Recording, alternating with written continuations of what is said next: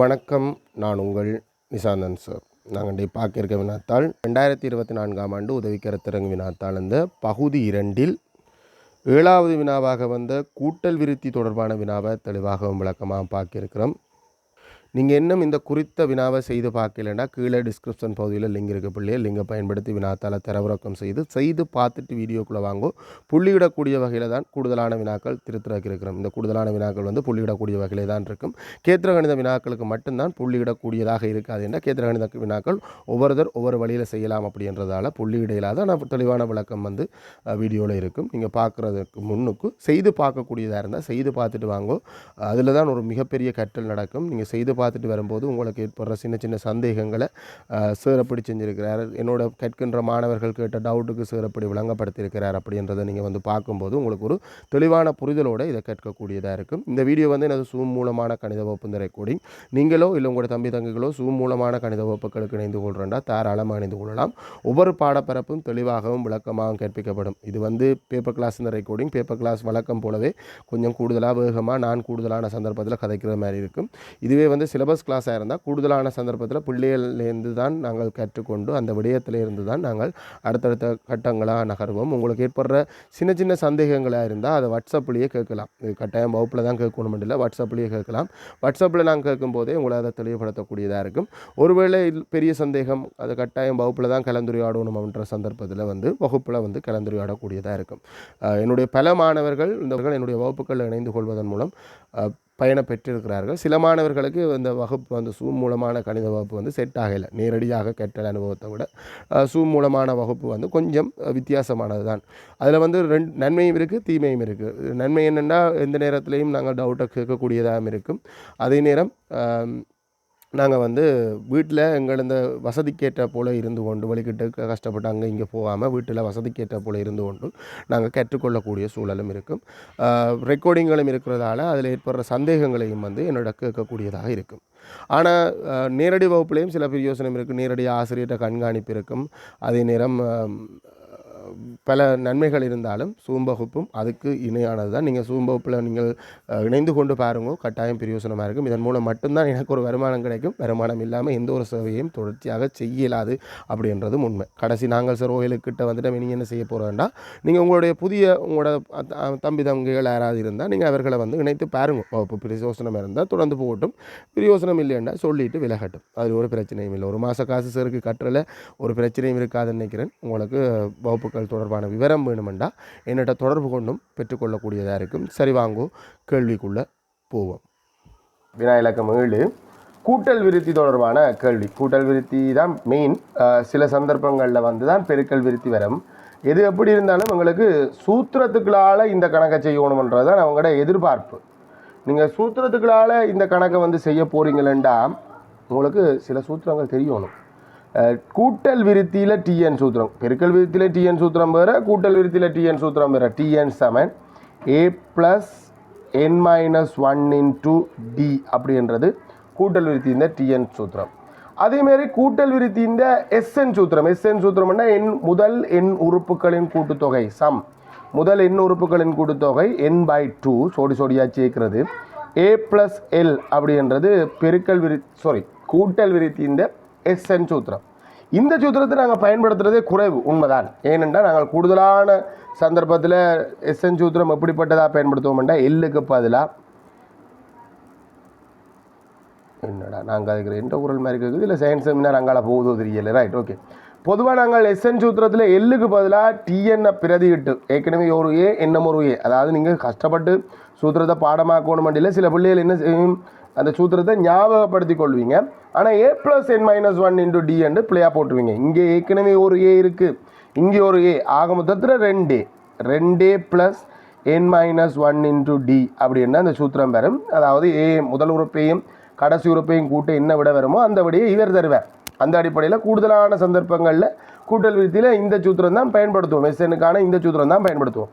அதே போல் உங்களுக்கு பெருக்கல் விருத்தி இந்த சூத்திரங்களும் தெரிஞ்சிருக்கணும். இந்த சூத்திரங்கள் பாடமாக்கி இருந்திருக்கணும். ஏன்னா அந்த சூத்திரங்கள் தரமாட்டாங்க. எது இந்த சூத்திரங்கள் எங்களுக்கு தருவாங்க? கனளவு கொள்ளளவு கேள்வி செய்கிறதுக்கான சூத்திரங்கள் எங்களுக்கு தருவாங்க. இதுக்கான சூத்திரங்கள் எங்களுக்கு தரமாட்டாங்க. டிஎன் சூத்திரம், பெருக்கல் விருத்தியில் டிஎன் சூத்திரம் ஏ இன்டு ஆரின் என் சய ஓராம் அடுக்கு. இங்கே ஆறுன்றது பொது விகிதம், எத்தனையால பெருக்கப்படுது. அங்கே டி என்று வராது. டி என்றது டிஃப்ரெண்ட், வித்தியாசம் அடினால தான் டி. இங்கே ஆறு என்று வரும். அதே மாதிரி எஸ்என் சூத்திரமும் இருக்குது. கொஞ்சம் பாடமாக்குறது கொஞ்சம் கஷ்டம்தான், ஆனாலும் பாடமாக்கி வச்சுருந்தா நல்லம். இல்லாடி அது அவ்வளவுத்துக்கு கட்டாயம் இல்லை, நீங்கள் பாடமாக்காட்டி கூட பெருசாக கணக்கு வர்றதில்லை. வந்தாலும் ஒரு 6 உறுப்பு 7 உறுப்பு முதல் 8 உறுப்பு அப்படி தான் வரும், பெரிய நம்பரில் வராது. அதனாடி நீங்கள் சூத்திரம் இல்லாமல், சூத்திரம் தெரிஞ்சால் சூத்திரத்துக்குள்ளால் செய்யலாம், சூத்திரம் தெரியலைன்னா சூத்திரம் இல்லாமல் கூட இந்த கணக்கை நீங்கள் செஞ்சு விடக்கூடியதாக இருக்கும். ஏ இன்டு ஆரின் எண்ணாமடுக்கு சய ஒன்றின் கீழ் ஆர் சய ஒன்று அப்படின்றதான் அந்த சூத்திரம். வேணுமென்ற தேவைக்கு ஏற்ற மாதிரி நாங்கள் மாற்றியும் கொள்ளலாம். அந்த ஆர்ந்த பெருமானம் மறைப்பெருமானமோ இல்லை பின்னமாக ஒன்றை விட குறைவாக வந்தால் தேவைக்கேற்ற மாதிரி சூத்திரத்தை மாற்றிக்கொள்ளலாம். ஒன்று சய ஆறின் எண்ணாமடுக்கு கீழ் ஒன்று சய ஆர், அதாவது மேலேயும் கீழையும் மறையால் வந்து அந்த மரம் வெட்டுப்படுற மாதிரி, அதுக்காக நாங்கள் இப்படி மாற்றிக்கொள்கிற ஒரு பேட்டர்னும் இருக்குது. எங்களுக்கு எது எப்படி இருந்தாலும் கூட்டல் விருத்தி இந்த சூத்திரம் தெரிஞ்சால் கூடுதலான கணக்கு செய்வீங்க. இப்போ பிரச்சனை என்ன, அந்த கேள்வியை தெளிவாக வாசிக்கணும். இப்போ கிணவிரலுக்கு நான் கண்ட பிரச்சனை வாசிப்பு, அதை தெளிவாக வாசிக்கிறது இல்லை. தெளிவாக வாசிக்கிறதுக்கு நான் ஒன்றும் பெருசாக ஒன்றும் டெக்னிக் இல்லை. எவ்வளோ தேவையான விஷயத்த கோடு கூறி கொண்டு நீ அதை வாசித்து கொண்டு போகும்போதே அது தெளிவாக வந்துடும். நானும் இப்போ உங்களோட சேர்ந்து தான் முதல் தடவை வாசிக்கிறேன். இதுக்கு மேலே இருக்கிற கணக்கெல்லாம் ஜூம் கிளாஸில் கதைச்சது 2ஆம் தடவை. ஆனால் இதுக்கு கீழே இருக்கிற கணக்கெல்லாம் ஜூம் கிளாஸில் கதைக்கிறது தான் 1ஆம் தடவை. ஸோ உங்களோட சேர்ந்து தான் வாசிக்க போகிறேன். இது நான் ஃபர்ஸ்ட் டைம் இந்த கேள்வி உங்களோட சேர்ந்து வாசிக்க போகிறேன். எப்படி இந்த கேள்வியை அணுக போகிறேனோன்றதை நீங்கள் பாருங்க. அதே மாதிரி தான் நீங்களும் அணுகணும். தாவரவியல் பூங்கா ஒன்றில் பல அடுக்குகளை கொண்ட உலோகச் சட்டம் ஒன்றில் கீழே உள்ள அடுக்கில் 100 மலர்ச்செடிகளும் அதற்கு மேலே உள்ள அடுத்தடுத்த அமையும் ஒவ்வொரு அடுக்கிலும் அதற்கு கீழே உள்ள மலர்ச்செடிகளின் எண்ணிக்கையிலும் 7 குறையும் ஒழுங்கில் மலர்ச்செடிகள் அடுக்கப்பட்டுள்ளது. உங்களுக்கு விளங்குது நினைக்கிறேன். அந்த ஒரு முக்கோண சேப்பில், அந்த பிரமிட் மாதிரி ஒரு முக்கோண சேப்பில் மலர்ச்செடிகள் அடுக்கப்பட்டிருக்கு. எப்படின்னா ஆகலும் கீழே இருக்குது உலோகச் சட்டங்களில் மலர்ச்செடிகள் அடக்கியிருக்கு. ஆகலும் கீழே இருக்கிற உலோகச் சட்டத்தில் எத்தனை செடிகள் அடுக்கப்பட்டிருக்குன்னா 100 மலர்ச்செடிகளை அடுக்கியிருக்காங்க. இந்த விற்பனைக்கு காட்சிப்படுத்துறதுக்கு வச்சுருப்பாங்க கூடுதலானங்களை. அதுக்கு மேலே இருக்கிற ஒவ்வொரு அடுக்குகள்லையும் அப்படியே கொஞ்சம் கொஞ்சமாக அந்த மலர்ச்செடிகள் இந்த எண்ணிக்கை குறைஞ்சு கொண்டு போகுது. எத்தனை குறையுதுன்னா 7 குறையுது. அப்போ அதுக்கு அடுத்ததில் 93 மலர்ச்செடிகள், அதுக்கு அடுத்த அடுக்கில் 93லேருந்து 7 கழிச்சா 86 மலர்ச்செடிகள், அதுக்கு அடுத்த அடுக்கில் அதை விட 7 குறையும், அதை விட 7 குறைஞ்சா 79 மலர்ச்செடிகள் உண்டு. கொஞ்சமாக குறைஞ்சு கொண்டு போகுது. கடைசியில் ஒருவேளை அப்படியே போய் கூறான உச்சியான போகணுன்ற அவசியம் இல்லை. சில சந்தர்ப்பங்கள் என்ன செய்யலாம், ஒரு 6 வரி 7 வரியோடு அதை நுப்பாட்டலாம், அப்படியும் இருக்கலாம். அந்த கேள்வியை நாங்கள் வாசித்தா தான் தெரியும். ஆகவும் கீழே உள்ள அடுக்கிலிருந்து ஒழுங்குமுறைப்படி 4 அடுக்குகளில் உள்ள மலர்ச்செடிகளின் எண்ணிக்கையை எழுதுக. அது விருத்தியாக எழுதுக. விருத்தியாக எழுதுனா தானே அதை நாங்கள் கேள்வியாக டெவலப் பண்ணலாம். ஸோ எங்கள்கிட்ட கேட்கப்படுவது விருத்தியாக எழுதுக. வினா ரோமெல்லக்கம் 1 கீழே இருந்து மேலே நோக்கி. ஆகலும் கீழே இருந்ததுலேருந்து நாங்கள் மேலேருந்து வரையிலாது. என்னென்னா எங்களுக்கு ஆகலும் டொப்பில் இருக்க போகிற மலர்ச்செடிகளின் எண்ணிக்கை நமக்கு தெரியாது. அப்படியும் விருத்தியை உருவாக்கலாம், அப்படியும் இந்த கணக்கை செய்யலாம். ஆனால் ஆகலும் டொப்பில் இத்தனை மலர்ச்செடிகள் இருக்குன்றது எனக்கு தெரியாது. ஸோ நான் கீழே இருந்து தான் விருத்தியாக உருவாக்க போகிறேன். 100 ஒழுங்குமுறை ஓடர் 93 7 கழிச்சு, அப்புறம் 93லேருந்து 7 கழிச்சு 86, அப்புறம் 86லேருந்து 7 கழிச்சு 79. 4 வரிசைகள் 4 அடுக்கிலையும் இருக்கிற மலர்ச்செடிகள் இந்த எண்ணிக்கை தானே கேட்டது. 4 பேரையும் கொடுத்தாலே சரி. ஆனால் நான் என்ன போடுறேன்டா டாட் போடுறேன். ஏன் டாட் போடுறேன்டா, இது ஒரு விருத்தி அப்படியே டெவலப் ஆகி கொண்டு போகுது. 4 7 குறைஞ்சு கொண்டு போகிற ஒரு விருத்தி, கூட்டல் விருத்தி, 7 கூட்டுப்படுற ஒரு விருத்தி. ரைட். வினா இலக்கம் ரோமெல்லக்கம் 2 கீழிருந்து 10வது அடுக்கில் உள்ள மலர்ச்செடிகளின் எண்ணிக்கையை காண்க. கீழே இருந்து 10வது அடுக்கு கொஞ்சம் மேலே இருக்கு. வேணா இந்த 10வது அடுக்கில் எத்தனை மலர்ச்செடிகள் இருக்குது அப்படின்னு காணணும்னா டிஎன்னா எஸ்என்னா நம்ம கேட்க வேண்டிய கேள்வி, நாங்கள் எந்த சூத்திரம் பயன்படுத்தணும்? டிஎன் சூத்திரம் பயன்படுத்தணுமா, எஸ்என் சூத்திரம் பயன்படுத்தணுமா? நீங்கள் ஒரு தப்பான எண்ணம் எடுத்துக்கொள்ளக்கூடாது. முதலாவது கேள்வி 2வது கேள்வியில் கேட்டால் அது டிஎன் சூத்திரம், கடைசி கேள்வியில் கேட்குறது தான் எஸ்என் சூத்திரம் என்று தப்பான எண்ணம் எடுத்துக்கொள்ளக்கூடாது. அது சில நேரம் எஸ்என் சூத்திரமாகவும் இருக்கலாம். நம்ம யோசிப்போம், முதலாவது அடுக்கில் உள்ள மலர்ச்செடிகளின் எண்ணிக்கை 1ஆம் உறுப்பாக இருக்குது, 2வது அடுக்கில் உள்ள மலர்ச்செடிகளின் எண்ணிக்கை 2ஆம் உறுப்பாக இருக்குது. அப்படின்னா 10வது அடுக்கில் உள்ள மலர்ச்செடிகளின் எண்ணிக்கை 10ஆம் உறுப்பாக இருக்க போதோ இல்லை 10 உறுப்புகளின் கூட்டுத்தொகையாக இருக்க போதா? இப்போ கேள்வியே தான் எஸ் T10 இல்லை S10. T10 நம்ம கண்டா போதும். அதாவது T10 காண்றதுக்கு எனக்கு எந்த சூத்திரம் வேணும்? T10 காணணும், T10ஆம் உறுப்பை காணணும். T10 காண்றதுக்கு எனக்கு என்ன சூத்திரம் வேணும்? TN சூத்திரம் வேணும். சூத்திரம் முழுசாக எழுதித்தான் பிள்ளைகள் நீங்கள் கேள்விக்குள்ள போகணும். நீங்கள் சூத்திரத்தை நீங்கள் அதில் நீங்கள் மனசில் வச்சுக்கொண்டே பிரதியிடையிலாது. TN = A+ என்ன சூத்திரம் எழுதுறதுக்கு மார்க்ஸ் இருக்கா? N-1 × D. அதாவது நான் T10 காண போகிறேன், என்னுக்கு பதிலாக 10 போடுறேன். A முதலாம் உறுப்பு 100 ப்ளஸ் N-1 நீங்கள் அது வேகமாக போடலாம். 10 சை 1 9 போடலாம். சரி, நானும் எண்ணுக்கு பதிலாக 10 போடுறேன். 10 சை 1 தர D வந்து -7 7 குறையுது. எப்படி சார் D காண்றது? ஒரு உறுப்புலேருந்து இதை நீங்கள் மனசால கண்டே இதில் போடலாம். ஒரு உறுப்புலேருந்து அதுக்கு முதல் உறுப்பு இருக்கிற உறுப்பை குளிக்கணும். 93லேருந்து நான் 100 கழிச்சிடண்டா. ரெண்டு பேரும் வேறு வேறு குறி. 93லேருந்து 100 கழிக்கல, திசை கொண்டு எண் சேர்த்தலாகத்தான் பார்க்கணும். ரெண்டு பேரும் வேறு வேறு குறி சேர்க்கும் போது கழிவட்டா 7 பெரியவற்ற குறிவிடைக்கு வரும். அதாவது 7 குறையுது, 7 கூட்டுப்படுதுன்ற மாதிரி வரும். ரைட், நாங்கள் இதை வந்து பிரக்கெட்டெல்லாம் உடைச்சி சுருக்க தேவையில்லை. நாங்கள் கணித செய்கைகளின் ஒழுங்குக்கு அமைய போனோம்னா இந்த பிரக்கெட்டுக்குள்ளே ஒரு செய்கை இருக்குது. இந்த பிரக்கெட்டுக்குள்ளே இருக்கிற செய்கை தான் முன்னுச்சோம். சார் இதுலேயும் ஒரு பிரக்கெட் இருக்குது. அந்த பிரக்கெட் என்னதுக்கு இருக்குது? 7 என்றதை நீங்கள் பெருக்கணும்ன்றதுக்காண்டி போட்டு வச்சுக்கிற பிரக்கெட். நீங்கள் அந்த பிரக்கெட்டை வந்து ஒரு செயற்பாடை முன்னுரிமைப்படுத்துறது என்று தப்பாக நினைச்சு கொள்ளக்கூடாது. மறையன் என்றதுக்காக போடப்பட்ட பிரக்கெட். இதுதான் நாங்கள் இந்த கழித்தலை முதல் செய்யணும். கழித்தலை முதல் செஞ்சால் 9. நான் கூடுதலான சந்தர்ப்பத்தில் நேரடியாகவே 9 அப்படின்னு போட்டுருவேன். சரி, இப்போ எது முதல் செய்யணும்னா பெருக்கல். பொட்மேஸ் கணித செய்கைகளின் ஒழுங்கு அதுக்கமைய பெருக்கல்லாம் செய்யணும். சில தவறுகளை கண்டிருக்கேன். கூட்டி போட்டு பெருக்குவாங்க, சூத்திரத்தில் பிரதி விட்டால், ஆனால் சுருக்கலைக்கிற அந்த கணித விதிகள் வந்து மறந்து விடும். ஸோ இங்கே பெருக்கினா ஒரு நேர் என்ன மறையன் இங்கே காண குறியோட காண எடுக்கணும். நேர் 9 மறை 7 அப்படின்னு பார்ப்போம். சய 63. மனசாலையை கழிக்கலாம். மனசாலை கழிக்கிறதுக்கு ஒரு சின்ன டெக்னிக் சொல்லித்தரேன். பிள்ளையாக கழிக்கிறது 47 சொல்லுவாங்க, விட 37. மனசாலை கழிக்கிறதுக்கு சின்ன டெக்னிக் சொல்லித்தரேன். 100லேருந்து நீங்கள் என்ன செய்யணுமெண்டா 60 கழி. 100லேருந்து 60 கழிச்சா 40. 40லேருந்து பிறகு 3 கழி 37. ஆகவே 37 விட கண்டுபிடிச்சிட்டான். ஆனால் விட கொடுக்கணும் 37 மலர் செடிகள். கேட்ட கேள்விக்கு நீங்கள் விடையை சமர்ப்பிக்கணும். அது என்ன கேட்டதுன்றதை நீ கவனிச்சு கொள்ளணும். ரைட், அடுத்த கேள்வி கேட்போம். இதே கூடுதலான சந்தர்ப்பத்தில் டிஎன் சேர்த்துறதை திரும்ப ரிவர்ஸில் பயன்படுத்துகிறதாக இருக்கும். ஆகவும் மேலே உள்ள அடுக்கில் 2 மலர்ச்செடிகள் இருப்பின் உலோகச் சட்டத்தில் உள்ள அடுக்குகளின் எண்ணிக்கையை காண்க. ஆகலும் டொப்பில் இருக்கிற அடுக்கு இருக்குது தானே, ஆகலும் உச்சியில் இருக்கிற அடுக்கு.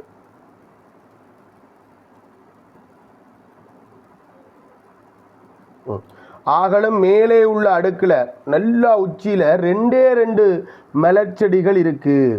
ஸோ மொத்தமாக எத்தனை அடுக்குகள் இருக்குது அப்படின்றத நான் காணோம். இதுக்கு என்ன செய்யணும் என்று பாருங்க பிள்ளைகள். இந்த கேள்வி இந்த பேட்டர்னுக்கு நீங்கள் என்ன செய்யணுமெண்டா, இடங்கள் கொஞ்சம் காணாமல் இருக்குது, சொல்லணும். என்ன செய்யணும்? இந்த விருத்தியில் ஏதோ ஒரு கட்டத்தில் 2 அப்படின்ற உறுப்பு வரப்போகுது. 2 அப்படின்ட்டு ஏதோ ஒரு கட்டத்தில் 2ன்றது ஒரு உறுப்பாக வரப்போகுது. 2 எத்தனையாம் உறுப்பண்டு கண்டுபிடிச்சிட்டோம்டா. இந்த விருத்திந்து எத்தனையாம் உறுப்போ எத்தனையாவது அடுக்கில் இருக்கும். ஸோ இவர் எத்தனையாவது அடுக்கில் இருக்கிறாரோ, இவர் தான் கடைசியால், இவர் எத்தனையாவது அடுக்கில் இருக்கோ அத்தனை மொத்த அடுக்குகள் இருக்கும். உதாரணத்துக்கு நான் இதை அடிக்கடி சொல்லியிருக்கேன். என்னுடைய வீட்டில் நான் தான் கடைசி பிள்ளை. நான் என்னுடைய வீட்டில் 3வது ஆள். ஸோ என்னோட வீட்டில் மொத்தம் எத்தனை பிள்ளையார்? 3 பேர் ரான். ஏன் சார் நீங்கள் தான் கடைசின்னு சொல்கிறீங்க, நீங்கள் 3வது ஆளுண்டா மொத்தம் 3 பேர் ரானே சார். அதே விளக்கம் தான் பிள்ளைகள். நாங்கள் என்ன செய்ய போகிறோம்டா, இதை TN என்று எடுத்துக்கொண்டு என்னாம் உறுப்பண்டு எடுத்துக்கொண்டு, நமக்கு எத்தனையாம் உறுப்பண்டு தெரியாடி என்னாம் உறுப்பண்டு எடுத்துக்கொள்கிறேன். என்னாம் உறுப்பண்டு எடுத்துக்கொண்டு இது எத்தனையாம் உறுப்பண்டு கண்டுபிடிச்சினண்டா அத்தனை அடுக்குகளில் மலர்ச்செடிகள் இருக்கும். ஸோ 3வது கணக்கு திரும்பவும் TN சூத்திரம் தான் நான் ரிவர்ஸில் பயன்படுத்த போகிறேன்.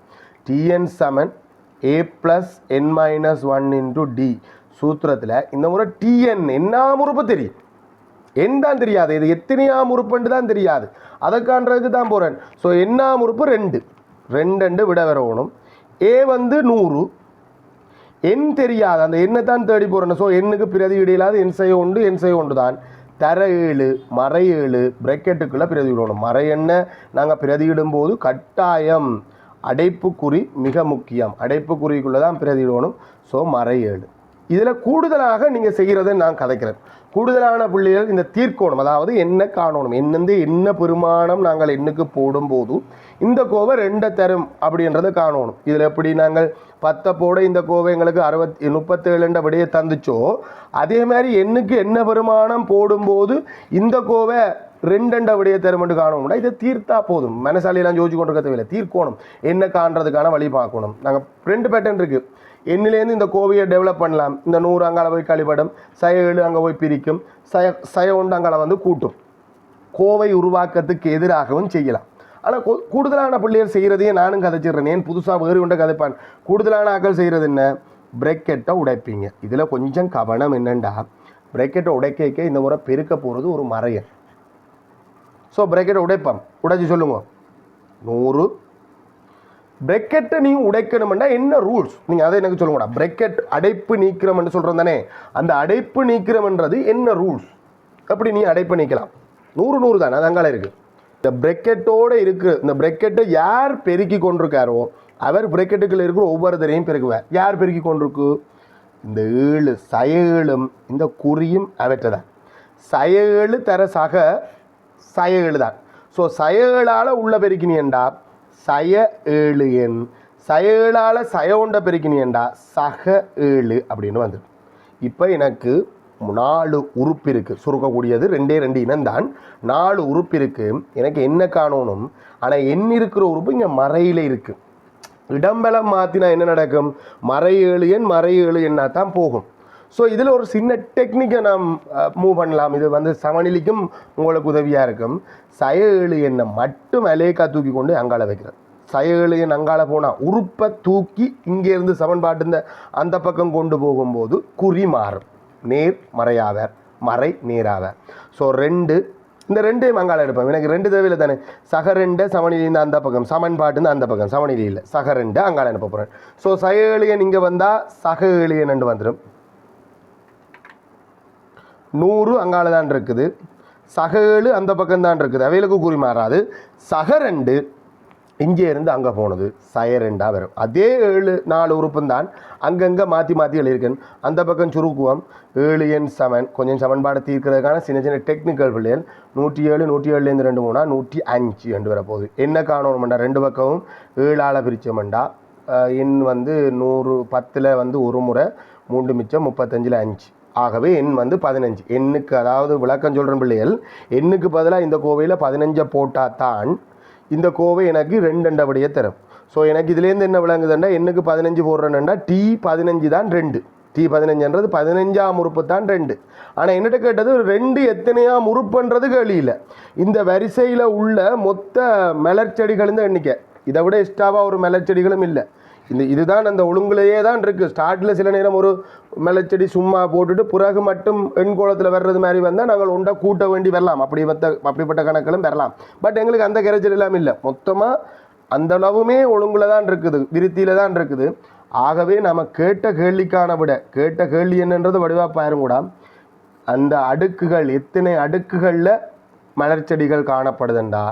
ஆகவே 15 அடுக்குகளில் கட்டாயம் விட முக்கியம். விடையை நீங்கள் எண் சமன் 15 அப்படின்னு போட்டுட்டு போனீங்கன்னா உண்மையாக பிள்ளை, அது என்ன நீங்கள் முழுமையாக செய்யலேன்னு தான் அர்த்தம். அதுக்கான அந்த கடைசி மார்க்ஸ் வந்து கழிப்படும். ரைட், பொதுவான கணக்கு கடைசி எஸ்என் கேட்க போகிறாங்க, அவ்வளோதானே. ஆனால் சில நேரம் ஒரு விடயத்தை வந்து இதை விட கூட குறைய அப்படி தான் கேட்பாங்கன்னு நினைக்கிறேன். சரி, நான் முருகா உங்களோட சேர்ந்து கேள்வியை வாசிக்கிறேன். அப்படி கேட்கல, வேறு கேள்வி கேட்டிருக்கு. மலர்ச்செடிகளின் எண்ணிக்கை இரட்டியன் பெருமானமாக கொண்ட அடுக்குகளில் உள்ள மலர்ச்செடிகளின் எண்ணிக்கை, மலர்ச்செடிகளின் எண்ணிக்கை ஒற்றியன் பெருமானமாக கொண்ட அடுக்குகளில் உள்ள எண்ணிக்கையை விட 50 அதிகம் என காட்டுக. அந்த மாதிரி கேள்வி. ரெட்டியன் பெருமானத்தில் இருக்கிற மலர்ச்செடிகளை வேறு எண்கோளத்துக்கு எடுக்க போகிறோம், ஒற்றியன் பெருமானத்தில் இருக்கிற மலர்ச்செடிகளை வேறு எண்கோளத்துக்கு எடுப்போம். சரி, முதல்ல எங்களோட எண்கோளம், அதாவது எண்கோளம் என்றே சொல்ல தேவையில்லை, எங்களோட விருத்தி கூட்டல் விருத்தியில் ரெட்டியன் பெருமானத்தில் இருக்கிறது முதலாவது ஆள் ரெட்டியன் 100. அடுத்ததாக நான் எடுக்க போகிறது 86. அடுத்ததாக நான் எடுக்க போகிறது இதுக்கு அங்கால இருக்கும் பிள்ளைகள் நான் ஒரு என்ன உருவாக்கி விட்டால் எல்லாம் 72. அப்படி போகிற எண்கோளம் வந்து நாங்கள் ரெட்டியன் பெருமானத்தில் இருக்கிற எண்கோளம். இப்போ இந்த எண்கோளத்தில் மொத்தம் எத்தனை உறுப்பு இருக்குது? ஒட்டு மொத்தமாக இந்த விருத்தியில் தான் மொத்த ட்ராக், அதாவது அடுக்குகள்லாம் மொத்தமாக 15. ஆனால் ரெட்டியன் எண்கோளத்தில் எத்தனை இருக்குமெண்டா, முதலாவது ஆளும் ரெட்டியன், கடைசி ஆளும் ரெட்டியன். ஸோ எங்களுக்கு ரெட்டியன் எண்கோளத்தில் இருக்கிற அடுக்குகள் இந்த எண்ணிக்கை ஒன்று கூடவே இருக்குது. மொத்தம் 15ல் முதலாவது ஆளும் ரெட்டியன் கோலத்தில் துவங்கி கடைசி ஆளும் ரெட்டியனில் முடிகிற. ஸோ ஒன்றை விட்டு ஒன்று வரும்போது 7 7 வரும். ஒன்று எக்ஸ்ட்ரா ரெட்டியனுக்கு தான் வரப்போகுது. ஒன்று எக்ஸ்ட்ராவாக இருக்க போகிற ட்ரெக் வந்து ரெட்டியன். அப்போ இதில் மொத்தம் எத்தனை உறுப்புகள் இருக்குமெண்டா 8 உறுப்புகள் இருக்குது. ஆகவே நான் இங்கே எஸ் செட்டை காணணும். என்ன சார் 15 தானே காணணுமெண்டா அது மொத்தத்துக்கு காண்றேன்டா தான் 15 காணணும். நம்ம ரெட்டியன் அடுக்குகள், ரெட்டியன் எண்ணிக்கையில் மலர்ச்செடிகள் அடுக்கப்பட்டுள்ளதை தான் நாங்கள் கூட்ட போகிறோம். எஸ் செட்டை தான் காணணும். கவனம், ஒரு வித்தியாசமான கேள்வி. எஸ் செட்டு காணணும்னா எஸ்என் சூத்திரம் தான். எஸ்என் சூத்திரத்தில் எஸ்என் சமன் ஏ ப்ளஸ் எந்த சூத்திரம் கடைசி உறுப்பு தெரியும் வேணுமென்னா நீங்கள் என்ன சூத்திரம் பயன்படுங்க. கடைசியில் 2 நீங்கள் கடைசி உறுப்பு தெரிகிறதால வேணுமென்னா என்ன சூத்திரம் பயன்படுத்தலாம்? n/2 a + l என்ற சூத்திரத்தை வந்து நாங்கள் பயன்படுத்தலாம். ஏன் கரைச்சலை நாங்கள் எல்லாருக்கும் ஒரே சூத்திரம் பயன்படுத்தணும். n/2 2a + n-1 × d என்ற சூத்திரத்தை பயன்படுத்தும். சூத்திரங்கள் பாடமாக்கணும் பிள்ளைகள், பாடமாக்காட்டி ஒன்றும் செய்ய இயலாது. S8 இந்த விருத்தி இந்த 8 உறுப்புகள், இந்த விருத்தி இந்த 8 உறுப்புகள் 8 × 2 சக 2 தர a 100 வந்து நீங்கள் 8 நாடி 8 செய்ய உண்டு 7 நீங்கள் நேரடியாக போடலாம். 7 தர இந்த முறை டி மறை 14 எத்தனை குறைவாக இருக்குது. இதுக்கும் இடையில இருக்க வித்தியாசம் டியை நீங்கள் இந்த விருத்திக்கு வேற டி பிள்ளைகள் திரும்பவும் சொல்கிறேன், அந்த விருத்திக்கு வேற டி. இந்த விருத்தி இந்த டியை காணணும்னா 86லேருந்து நீங்கள் 100 கழிக்கணும். 86லேருந்து 100 போக இயலாது. திசை கொண்டவன் சேர்த்தல பார்த்தா 2 பேரும் வேறு வேறு குறி உள்ளாக்களை சேர்க்கும்போது கழிவிடும். கழிவட்டா 14 பெரியவற்ற குறிவிடைக்கு வரும் மறை 14. ஸோ நாங்கள் டியை பிரதியிடும் போது மறை 14 வரும். Bracket close. n/2 வெட்டுப்படம் இங்கே எத்தனை வரப்போகுது? 4 வரப்போகுது. 4 இந்த உள்ளுக்குள்ளே இருக்கிற 2 பெருக்களையும் வந்து நாங்கள் செய்யணும். இது வந்து 200. இப்போ எப்படி பெருக்கக்கூடாது? 7ஐயும் 14ஐயும் பெருக்கினா சக சய என்ற மாதிரி வரும். நாங்கள் சக 7ஐயும் சய 14ஐயும் பெருக்குவோம். 2 பேரும் வேறு வேறு குறி உள்ளாக்களை பெருக்கும் போது மைனஸ் என்று வரும். 2 பேரும் வேறு வேறு குறி உள்ளாக்களை பெருக்கும் போது அந்த மந்திரம் மாதிரி பாடமாக்கி அது அந்த ஃப்ளோவில் போகுது. 2 பேரும் வேறு வேறு குறி உள்ளாக்களை பெருக்கும் போது மைனஸ் என்று வரும். ப்ளஸ் இன்ட்டு மைனஸ் மைனஸ் 7 தர 14 28 8 போட்டு 2 மிச்சம் 9 98 வரும். அது இப்போ நாங்கள் என்ன செய்ய போகிறோம்? 4 பிரேக்கெட்டுக்குள்ளே இருக்கிறத சுருக்கினா இந்த இடைக்கில் இருக்கிற செயற்பாடு வரும். நம்மளே இது பெருக்குது. ஸோ அங்கே சுருக்கினோம்னா 102 வரும். 102 4ஆல் பெருக்கினா 8 0 4 408 மலர் செடிகள் ரெட்டியன் ஒழுங்கில் இருக்கிற விருத்தியில் இருக்குது மலர் செடிகள். இப்போ நமக்கு தேவை ஒற்றியன் அடுக்கில் உள்ள மலர் செடிகள் இந்த எண்ணிக்கை. ஒற்றியன் 93, அங்கால 79, அப்படியே போனால் 65. அதுக்கு ஒரு தனி எண்கோளம் உருவாக்குவோம். 93 79 65. அதில் எத்தனை ட்ரக் இருக்குமென்று சொன்னால் அதுலேயும் எங்களுக்கு 7 ட்ரக் தான் இருக்கும். ஏனெண்டா நாங்கள் 7ல் அந்த கடைசியால் விட்டுட்டு 7 ரெட்டியன் 7 ஒற்றியன் அந்த கடைசியாலும் ரெட்டியன்னாக இருக்கிறதால தான் 8 ரெக் வந்து ரெட்டியன் ஒழுங்கில் இருக்கும், 7 ரெக் வந்து ஒற்றியன் ஒழுங்கில் இருக்கும். ஸோ நம்ம மொத்த மலர்ச்செடிகள் இந்த எண்ணிக்கையை காணணுமெண்டா இந்த முறை இந்த 7 உறுப்பையும் கூட்டணும். திரும்பவும் எஸ்என் சூத்திரம் எஸ்என் சமன் n/2 2a + n-1 × d என்ற சூத்திரத்தில் இந்த முறை நாங்கள் இந்த ஆளை பிரதியிட போகிறோம். S7 காண போகிறோம். S7 7 × 2 2 தர a இந்த முறை 93 100 போன முறை இந்த விருத்தி இந்த முதல் உறுப்பு 93 சக n-1 n-1 n நாடி n-1 6 d வந்து -14. அதே விளக்கம் தான் நீங்கள் கழிச்சு பாருங்க. ரைட், -14. இங்கே வந்து வெட்டுற ஒரு சில பிள்ளைகளை பார்த்துருக்கேன். அதாவது இங்கே எப்படி வெட்டினோம் 4 கூட்டமோ அதே மாதிரி இதை வெட்டி 3.5 போடுற பிள்ளைகளை பார்த்துருக்கேன். அது தேவையில்லாத வெளியிட கணக்கில் ஒரு பிள்ளையும் பெறாது. உங்கள் கணக்கை கஷ்டமாக்கிடும்டா. வெட்ட முடியாது, ஒரு நாளும் வெட்டக்கூடாது. வெட்டுறதுன்றதே பொதுவான காரணி. வெட்டக்கூடியதை மட்டும்தான் வெட்டுவோம், வெட்ட முடியாது வெட்டுப்படும். அங்கே ஒரு வெட்டுப்பட்டு வரத்தானே வேணும். முழுவனில் தானே மலர்ச்செடிகள் இருக்கும். அப்போ நீ அவசரப்படாது, அது பை 2 ஒன்றே வச்சுக்கோள். இங்கே பேருக்கு 96ண்டா 6 93 2ஆல் பெருக்கினா 6 18 186. இதை பெருக்க ப்ளஸ் இன்ட்டு மைனஸ், இதை ரெண்டையும் சேர்த்து தான் பார்க்கணும். +6 -4 ரெண்டு பேரும் வேறு வேறு குறி சேர்க்கும்போது இல்லை, பெருக்கும்போது மைனஸ். சேர்த்தல்ன்றது கூட்டல், பெருக்கும்போது மைனஸ். 6 நாங்கள் 24 4 போட்டு 2 மிச்சம் 8 84.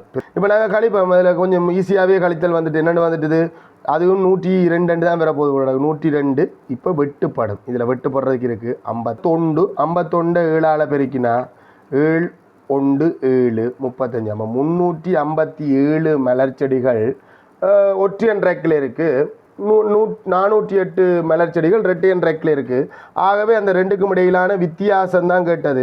ரெட்டையன் கூடினதுலேருந்து குறைஞ்சதை கழிக்கணும். 408லேருந்து 357 நாங்கள் கழிக்கணும். இப்படியே எழுதலாம், இதில் கழித்தல் அடையாளம் மட்டும் மிக முக்கியம். 8லேருந்து 7 போனா 1, 0லேருந்து 5 போவாது, கடன் எடுத்தா 10, 10லேருந்து 5 போனா 5, இங்கே கடன் எடுத்ததால் 3, 3லேருந்து 3 போனால் 0.